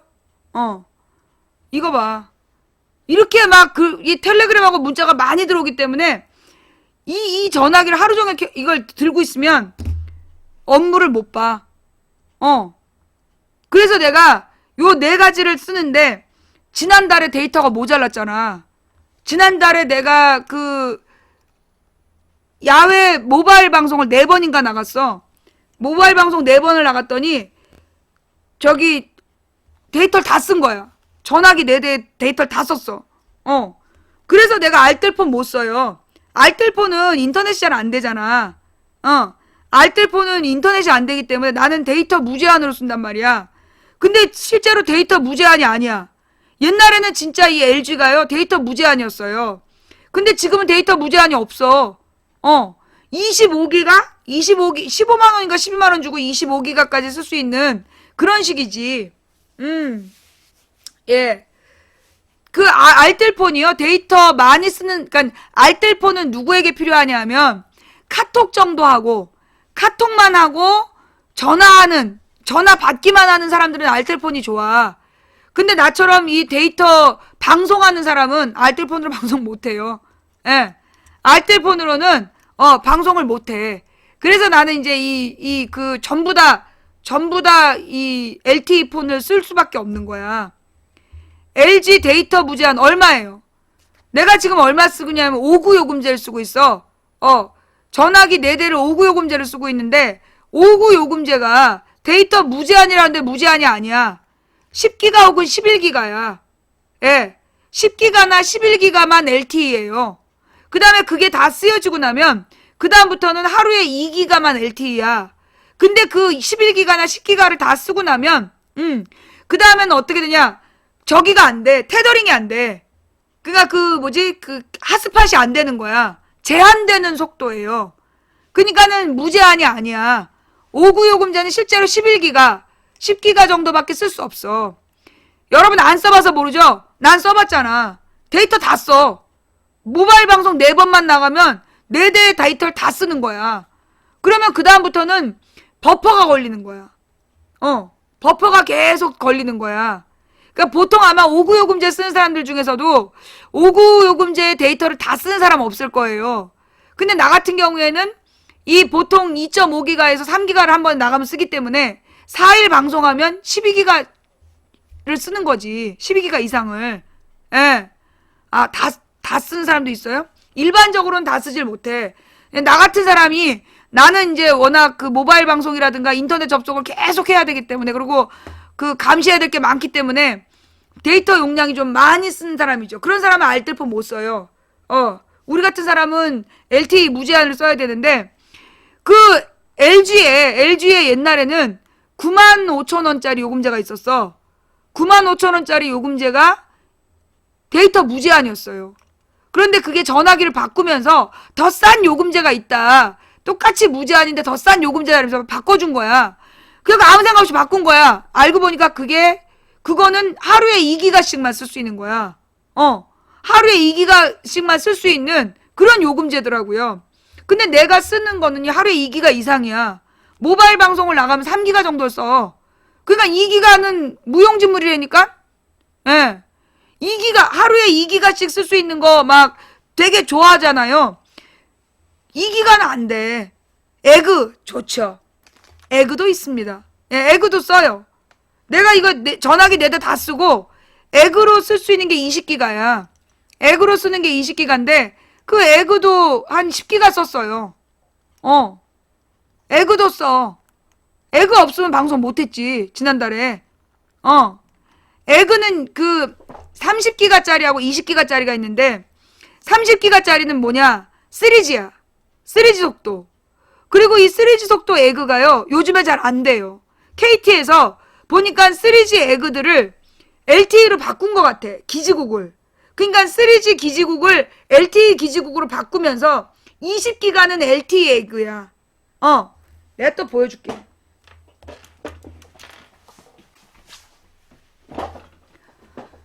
요게 30기가, 요게 30기가 에그. 그 다음에 이게 20기가 에그. 근데 얘는 뭐냐? 얘는 3G 에그야. 그리고 얘가 LTE 에그고. 근데 사실 LTE는 아니야. LTE보단 떨어지는데 차이점이 뭐냐면 얘가 되는 곳은 얘가 안 되고 얘가 되는 곳은 얘가 안 돼. 그래서 내가 보니까 요거를 얘네들이 기지국을 바꾼 거야. 옛날엔 얘가 없을 때 얘만 다 됐어요. 서울 시내에서 다 됐어. 그런데 언제부턴가 얘가 서울 시내에서 안 돼, 잘. 예. 서울 시내에서 얘가 잘 안 돼. 요 3G가. 그럼 어디가 되느냐? 시골에 가가지고 아주 시골에 가면 그 3G로 접속하는 데가 있어. 그런 데선 이게 잘 돼. 시골에서 3G로 접속하는 데는 이게 잘 되는데 요즘에 대부분의 에그는 이게 되는 거야. 20기가짜리. 그래서 요걸로 지금 도시에서는 이걸 쓸 수밖에 없고 그 다음에 이제 이 시골에 좀 떨어진데 그 3G 접속되는데 그런 데서만 이걸로 들어가는 거야. 예. 노트북 돼요. 그러니까 이게요. 그러니까 여러분들 어떤 게 좋냐면 아이패드나 노트북 있잖아요. 이게 그 KT에서 요게 한 35,000원인가 그래. 아니 28,000원인가? 요거 요금제가 2만 얼마인가 그랬던 것 같아. 2만 얼마인데 20기가를 쓸 수 있는 에그예요. 얘는 그 노트북이랑 연결해서 쓰면 속도 되게 빨라. 노트북으로 작업 처리하는데 무난해요. 그래서 이거는 5,000원이야. 5,000원에 30기가를 쓰는 거고 얘는 25,000원에 25,000원에 20기가를 쓰는 거야. 지금 여러분들 유선 인터넷하고는 되게 차이가 많이 나죠? 좌지간 내가 그래서 데이터를 많이 쓴다고. 그래서 에그 쓰세요. 그래요. 여러분은 보통 전화기 한 대를 쓰잖아. 나는 동시에 2대를 쓴다고. 나는 동시에 2대, 아까도 여러분 보신 분은 보셨겠지만 3대를 써. 왜냐면 하나는 방송하고, 하나는 시청하고, 하나는 뉴스 검색하고. 그리고 하나는 저기 그 시청자들 문자나 이런 것들 확인해야 되고, 그러니까 데이터를 엄청 많이 쓰다 보니까 하여튼 내가 이 통신사들하고는 내 통신사들의 특징을 잘 알아. 근데 요즘에 보니까 SK도 옛날에 비해서 접속이 잘 되는데 어느 때 안 되냐? 사람 많으면 잘 안 돼. SK는요, 사람이 많으면 접속이 잘 안 돼. 왜냐하면 SK가 유저가 많잖아. SK 이용자가 많기 때문에 사람 많은 데 가서는 SK로 인터넷이 잘 안 돼. 언제까지 그랬냐 하면 13년? 예. 13년까지는 SK 인터넷이 사람 많은 데서는 전혀 안 됐어. 아예 접속 자체가 안 됐어요. 근데 이제 요즘 같은 경우에는 물론 방송은 잘 안 돼. 방송은 잘 안 되고, 그리고 SK는 여전히 뭐가 있냐면, 내가 주로 이제 이 SK로 지도를 보면서 다닌단 말이야. 그러면 이제 그러니까 뭐 운전을 할 때 내비게이션을 켜놓으면 내비게이션 되게 조금밖에 안 보이잖아. 가까운 지역만. 근데 내가 지방을 갈 때는 어느 지역을 가고 있는지 지도를 같이 켜놓고 간단 말이야. 그러면 이 SK는요, 중간에 지도가 끊겨. 멈추고. 근데 KT나 LG는 안 끊기거든? KT나 LG는 안 끊기고 쫙 연결이 되는데 SK는 중간중간이 끊겨요. 예. SK는 중간중간이 끊겨. 그 다음 내가 써보니까 그 LG U+는 LTE망은 KT보다 좋아. LTE망은 KT보다 좋은데 얘는 문제가 뭐냐? 3G가 안 돼. LG U+는 3G망이 안 돼. 근데 KT는 LTE질은 LG보단 떨어지지만 가다가 3G로 바뀌는 데가 있잖아. 3G로 바뀔 때도 얘는 안 끊겨. KT는. 그런 장점이 있더라고요. 그래서 그 장점이 다 달라. 그 전화가 전혀 안 끊기는 건 SK. SK가 통화 음질은 제일 좋아. SK가 통화 음질은 제일 좋고, 그 다음에 인터넷은 개꽝이고, 그래도 지금 나아졌는데도 제일 후졌어. 그 다음에 LTE만 보면 LG U+가 최고야. 전화도 괜찮아. 근데 LTE망이 없는 데가 있어. 구멍이 있어. LG는 구멍이 있기 때문에 그 구멍을 지나갈 때 인터넷이 안 돼. 먹통이야. 그게 문제야. 근데 KT 같은 경우에 구멍이 없어. LTE 자체는 LG보다 약간 떨어지지만 3G로 다 보충이 되기 때문에 얘는 안 끊기고 쭉 갈 수 있는 거야. 그런 장점이 있어요. 예. 그리고 통신은 전화가 제일 안 되는 게 KT야. 예. KT는 전화가 잘 안 돼요. 뭐냐? 3번 전화하잖아. 그러면 1번 반 정도는 안 와. 그럼 10번 중에 4번, 그러니까는 4-5번은 전화가 안 돼. 그게 KT의 문제야. 전화 통화가 잘 안 돼. 예. 그리고 SK는 그나마 제일 통화 음질이 좋고 잘 연결되고 통화 중심이야, SK는. 그러니까 내가 자신이 영업을 많이 하고 전화 통화가 많으면 SK를 쓰고, 그 다음에 자긴 전화 별로 안 하고 인터넷만 끊기면 안 된다. 그럼 KT를 쓰면 되고, 나는 주로 대도시를 중심으로 생활하고 있다. 그러면 LG가 전화도 중간, 인터넷도 중간이야. 그러니까 둘 다 필요한 사람은 LG. 그 다음에 나는 전화 통화는 별로 안 하고 인터넷만 안 끊기면 돼. 그럼 KT. 그 다음 나는 인터넷은 별로 안 해. 통화만 할 거야. 통화가 중심이야. 그럼 SKT. 예. 그래서 SKT 알뜰폰이 통화하기엔 제일 싸요. 나 대리점 차릴까? 대리점을 차릴까? 자, 그럼 이제 우리 본론으로 돌아갑시다. 본론. KT인데 왜 전화 잘 됨? 님이 모르는 거야. 본인이 전화하는 건 잘 돼. 근데 남들이 님한테 전화한 걸 님이 못 받는 거야. KT 쓰는 사람들의 문제가 뭐냐면요, 자기는 전화가 잘 된다고 막 주장해. 근데 남들이 그러잖아. 너 왜 전화 안 받아? 그런 얘기 있죠. 그 다음에 부재중 전화가 부지불식 중에 와 있어. 그게 그거야. 부재중 전화가 와 있거나 아니면 부재중도 아예 안 떠. KT 쓰는 사람들한테 남들이 욕을 해. 왜 이렇게 전화를 안 받냐고. 그거 네가 몰라서 그럼. 아니면 네가 뭐 평상시에 별로 사람들이랑 왕래가 없나 보지. 너한테 전화 거는 사람이 별로 없으면 몰라. 너한테 전화 거는 사람이 많으면 KT는 욕먹어.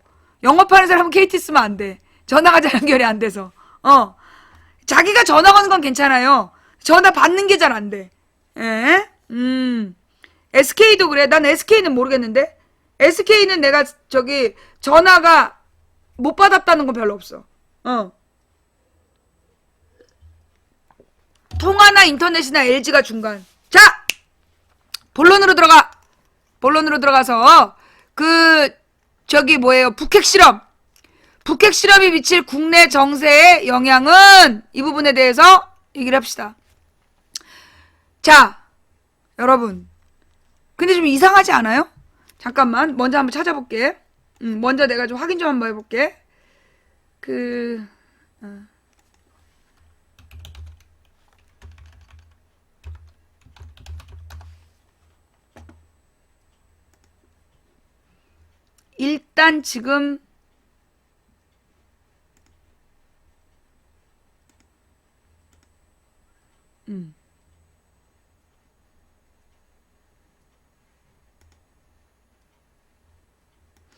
일단 지금 뉴스를 보건대 사실 이게 북핵 뉴스가 굉장히 크고 그죠? 그게 지금 막 중심이 되는 뉴스 맞지? 그죠? 그러니까 북한에 수소탄 핵실험을 했다. 그거 아니야. 수소탄 핵실험은 또 뭐야? 수소폭탄 실험을 했다는 거 아니야.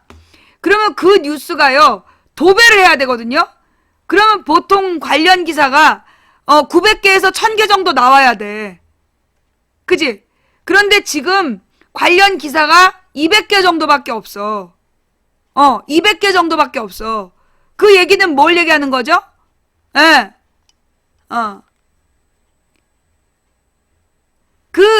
북한 이게 안 먹히는 거야. 이 지금 북핵 뉴스의 댓글이나 이런 반응이, 북핵 뉴스에 대해서 하다못해 이런 종편이라든가 이런 것들을 보고, 그러니까 막 사람들이 막 종편 앞에 붙어 있고, 가령 이런 거지. 망치 부인님 전쟁 나나요? 없잖아. 오늘 없잖아요. 그죠? 북한에서 수소탄 실험을 했다는데, 우리 망치 부인 방에 애들이 몰려와갖고 망치 부인님 전쟁 나나요? 그런 애들이 없어.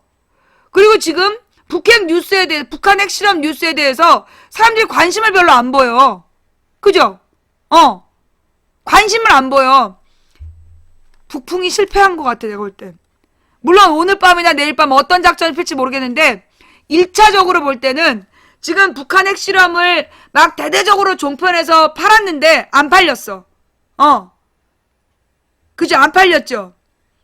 그러니까 내가 볼 때는 이제 이 종편은 위안부 때문에, 그러니까 위안부 협상 때문에 지금 박근혜 정부에 대한 분노가 올라가니까 첫 번째는 반기문을 팔았어. 반기문에 대한 욕을 유도해서 끌려고 했는데 안 먹혔어. 그 다음에는 연예인 스캔들을 팔았는데 그것도 안 먹혔어. 그러니까 그럴 때 이제 제3으로 뭐라는 거야? 세 번째, 북한팔이를 하는 거죠. 북풍팔이. 그래서 이제 북한이 이제 사고를 쳐주니까 옳았구나 이걸 막 팔았어. 근데 이것도 안 먹혔어. 그죠? 연예인 스캔들 있었어. 빅뱅 20억 사기 사건. 빅뱅 20억 사기 사건에 몇 가지 짜잘한 스캔들이 떴는데 별로 영향을 안 받았어, 사람들이. 안 팔렸어, 스캔들이. 그래갖고 이제 북한팔이를 시작했는데, 북한팔이도 안 먹히는 거야. 지금 북한팔이도 안 먹혀요? 예. 도롱뇽 스캔들. 그게 뭐 스캔들이야. 연애할 수도 있지. 도롱뇽은 연애하면 안 된다는 그게 국법이야? 예. 스캔들, 이건 무슨 얘기냐. 그러니까, 물론, 이 안철수 탈당! 근데, 반응이 사람들이 이래. 그러니까, 김한길 합류! 가거나 말거나, 그리고 막, 다 물개박수. 잘됐다, 막 물개박수. 그러니까 이제, 반기문이 위안부 칭찬했다! 흘렸는데, 반기문 한 이틀 욕하다가 중단. 기가 막히게 월요일 오후부터 반기문 욕이 사라졌어. 그러니까 이제 막 화요일날 스캔들 살포. 근데 스캔들도 안 먹혔어. 그러니까 이제 이 수요일날 이 북한에서 북풍이 번진 거야. 북풍이 터져줬어. 마침 아주 우연히도 늘 북한은 박근혜가 극단적 위기에 몰렸을 때 사고를 쳐줘. 난 이게 늘 신기해. 언제나 북한은요, 박근혜가 극단적 위기에 몰렸을 때 사고를 쳐줘. 그 배경이 난 진짜 궁금하다니까. 무슨 얘기냐? 옛날에 그 2013년에 박근혜가 대통령이 됐는데 당선된 다음에 드문불출 그 집안에 처박혀갖고 안 나왔어. 당선자가. 원래 사람들이랑 소통하고 자기 선거운동 도와준 사람들 막 세워주고 이래야 되는데 12월 19일에 선거 끝난 다음에 집안으로 딱 문 닫고 들어가서 2월 25일에 저기 취임식 할 때 나왔어. 그래갖고 뉴스 자료에 영상 자료가 다 똑같은 옷이야. 당선된 다음에 취임식 때까지 활동을 안 했어요. 대외 활동을. 근데 지금 생각해보니까 못한 것 같아.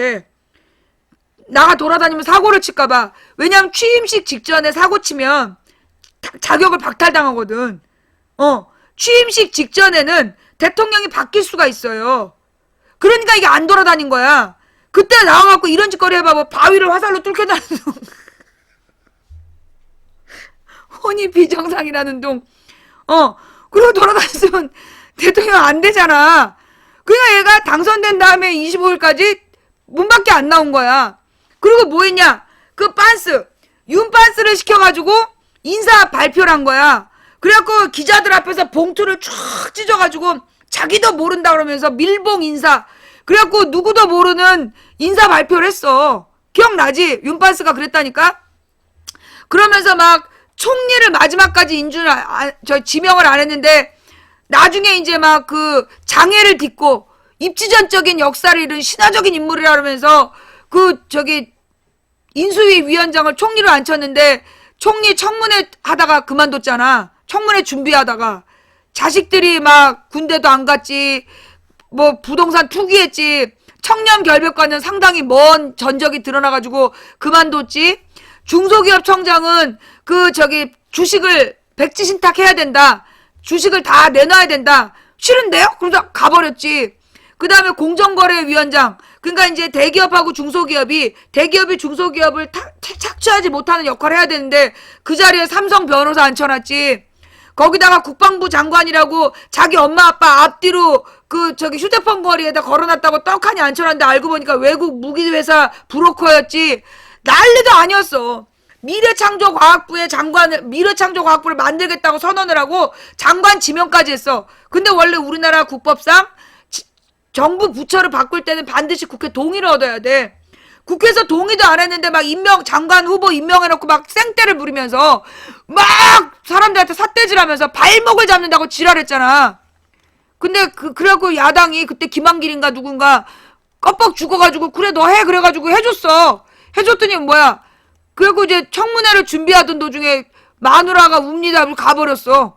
CIA 출신 미국의 무슨 벤처기업가 막 이러면서 데리고 왔는데 마누라가 웁니다. 그래서 가버렸다니까.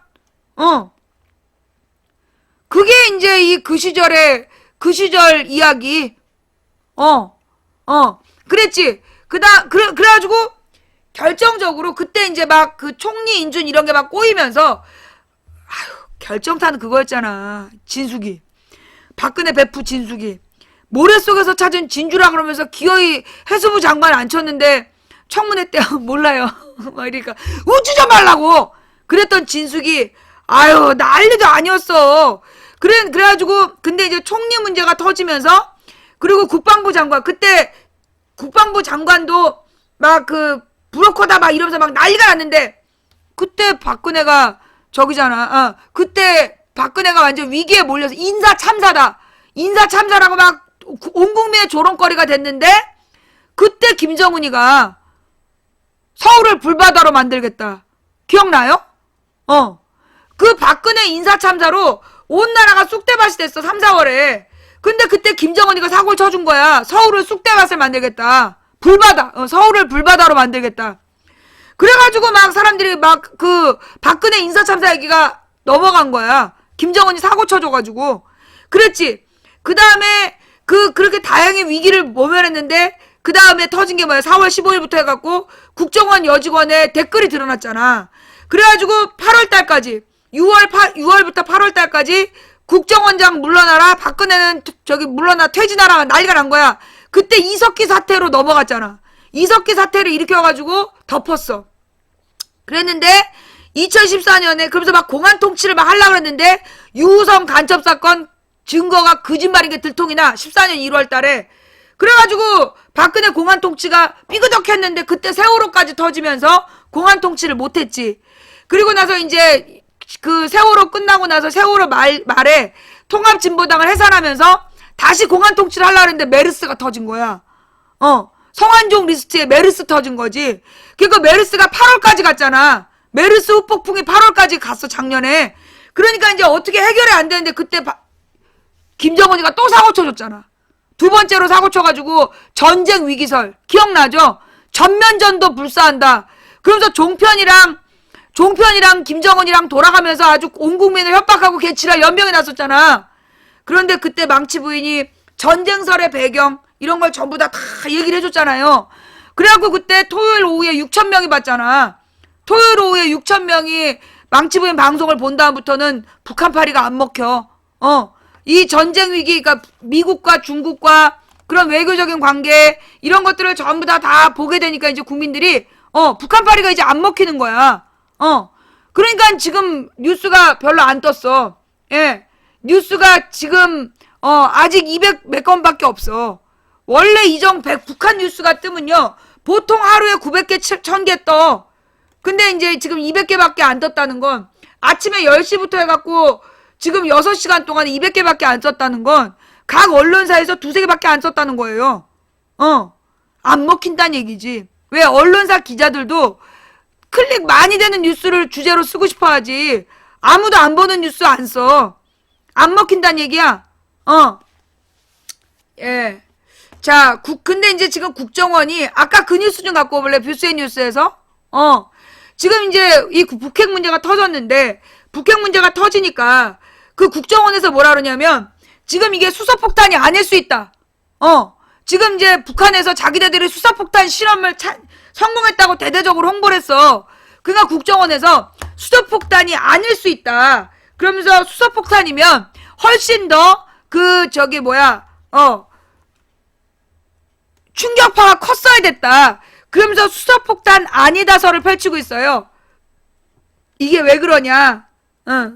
왜 북한에서 수소폭탄을 터뜨렸다 그러면 원래 우리가 알고 있는 부풍 공작 북한에서 바람이 불어오면 그걸 최대한 이용해가지고 전쟁 위기를 막 부추겨야 되는데 국정원이 이렇게 얘기했어. 북한 핵실험 수소폭탄 아닐 수도 이렇게 얘기했어요.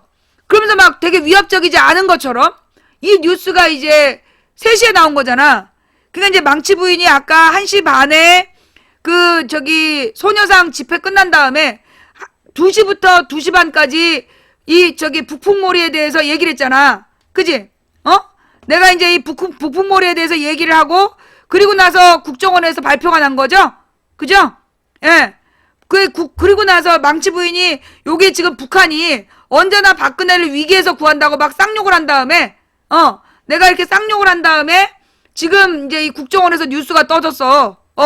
그런데 이 뉴스의 내용이 사뭇 달라. 저거 짝퉁 망치 부인에서 블랙한 거다. 예. 자, 국정원은 6일 북한이 한 4차 핵실험이 북한 주장과는 달리 수소폭탄이 아닐 가능성도 있다고 말한 것으로 전해졌다. 국정원 출신으로 국회 정보위원회 여당 간사인 이철우 새누리당 의원은 이날 오후 새누리당 긴급대책회의 전에 기자들과 만나 국정원에선 수소폭탄으로 따지면 킬로톤으로 지난번 3차 핵실험 때 7.9킬로톤이었는데 이번에 6.0 킬로톤쯤 나왔다. 더 적게 나왔고 지진파로 따져도 4.99킬로톤으로 나왔다. 수소폭탄은 수백 킬로톤, 실패해도 수십 킬로톤이라며 자기들은 수소폭탄이라고 하는데 측정한 것으로 봤을 때는 아닐 가능성이 있다고 말했다고 전했다. 이 의원은 그러면서도 더 분석을 해봐야 되는 것이기 때문에 나타나는 현상을 가지고 이야기를 한 것이라며 자기들 주장 내용이 맞는지 분석하는 중이니까 미국과 중국과 같이 공유해야 되니까 그렇게 보면 된다라고 한 발 물러섰다. 그는 국정원이 사전 징후를 감지했는지 여부에 대해서는 북한이 핵실험할 때 보초를 세우고 미리 발표하고 하는데 이번엔 그런 게 없었다며 수소폭탄은 간단히 할 수 있는가 보다라며 국정원이 전혀 사전 감지하지 못했음을 인정했다. 이게 무슨 얘기예요? 예. 한마디로 지금 국정원이, 여러분 국가정보원이 왜 존재하는 거예요? 국가정보원이 존재하는 이유가 뭐야? 어? 우리나라를 위협하는 세력들의 움직임을 미리 정보로서 파악을 해서 우리 정부가 올바른 정책을 세우고 대응할 수 있도록 하는 게 국가정보원이 할 일이야. 그죠? 한마디로 북한의 내밀한 흐름을 파악을 해야 되는 거야. 그런데 이 국정원에서 지금 이명박 때부터 엇박자가 나고 있는 거야. 이명박 초기에 8월 달에 김정일 사망설이 돌았어. 2008년에. 기억나죠? 김정일 사망설. 그래갖고 김정일이 죽었다고 막 다들 좋아했는데 알고 보니까 2달 뒤에 살아서 돌아왔어. 그게 왜 그랬을까? 그 다음에 김정일이 진짜 죽었을 때는 죽은지 몰랐어. 그래갖고 조선중앙통신에서 발표한 다음에 알았어. 그러더니 이번에 핵실험을 하는 걸 몰랐어. 그리고 북한에서 왜 그 걸그룹, 북한산 걸그룹이 중국에서 막 모란봉 악단인지 뭔지 삐져갖고 돌아갔는데 배경 파악을 못했잖아. 무슨 문제인지 몰랐잖아. 이게 왜 그러냐? 김대중 노무현 정부 때 휴민트라는 게 있었어요. 그게 뭐냐 하면 북한에 있는 우리 쪽 정보원들, 우리 쪽 정보원들이 북한에 깔려 있었어. 그래서 북한의 정보를 우리 정부가 정확하게 파악을 하고 있었던 거야. 그런데 2007년, 2008년에 그 휴민트가 뽀롱이 난 거야. 그때 무슨 간첩단 사건이 하나 터져요. 흑머식인가? 흑머식이라는 간첩 사건이 터지는데 그 사람이 소위 북한에 뿌려둔 우리 적이었던 거야. 정보원. 근데 그 사람을 간첩으로 발표를 해버린 거야. 그러면서 어떤 문제가 발생했냐면 그 사람과 연관되고 한 번이라도 북한에 접촉했던 사람들이 싹 사라져버렸어. 잡혀가 죽였는지 어쨌는지. 그래서 문제는 뭐냐면 북한의 동향을 파악할 수 있는 인적 자원, 즉 휴민트가 사라져버린 거야. 이명박 때. 예. 그래서 이명박 정부 때부터 북한에 대한 정보 파악이 안 되는 거야. 제대로 안 되는 일이 발생한 거예요. 그러니까 이번에도 지금 국정원에서 이 제대로 파악을 못하고 있는 거야. 북한과의 관계를 제대로 풀지 못하기 때문에. 예. 그래서 지금 이제 이런 문제가 발생했는데, 좌우지간, 지금 우리 국정원 역할을 못하고 있는 이유가 뭘까요? 첫째는 휴민트가 없어졌기 때문이야. 북한의 우리 쪽 정보원을 제대로 가동하고 관리하고 있지 못하다. 그게 첫 번째 문제야. 두 번째 문제는 뭘까요? 바빠서. 왜 바빠서? 댓글 다느라고. 국정원이 댓글 다느라고 바빠가지고 북한에 대한 정보 수집을 못하고 앉아있는 거야. 환장합니다. 그러니까 아까는 어떤 놈들이 보기가 댓글원인 것 같은데 소하고 쌀을 줘서 수소폭탄이 나왔대. 야, 그러면서 북한에 김대중이 쌀을 보내갖고 그 쌀로 핵폭탄을 만들었다는 거야. 그럼 베트남은 1년에 2번 쌀 농사 짓는 베트남은 핵무기를 그냥 길에서 팔겠다? 쌀로 핵무기 한번 만들어 봐봐. 마법사야? 쌀로 핵무기 한번 만들어 봐봐. 그럼 베트남에서는 뭐 여기 핵무기 하나요? 여기 뭐 휴대가 간편한 핵무기예요? 쌀로 만들었어요? 베트남 쌀 100% 핵무기 뭐 이러면서 팔고 있냐? 말 같은 소리를 해. 그러면서 그 당시에 뭐라 그러냐면 자기네들이 어떤 놈이 그러는 거야. 자기가 무슨 군인이래. 군인인데 자기가 그 공해상에서 북한을 가서 북한 군인이 공해상에서 쌀 파는 걸 봤다. 그런 거야. 그러면서 낮에 와서 채팅을 하더라고. 야, 그러니까 지금 현역 군인이 북한에서 배에다가 쌀 싣고 와가지고 그거 핵무기랑 바꾸는 거를 보고 신고도 안 했고 잡지도 않고 지금 대낮에 채팅하는 거야? 그러니까는 사라지더라고. 그냥 조용히 나가더라고. 그러더니 이번에는 김대중이 소 주고 쌀 줘가지고 수소폭탄을 만들었대. 야, 그 소 갖다 준 거는 정주영이야. 새누리당 국회의원 정몽준이 아버지 정주영.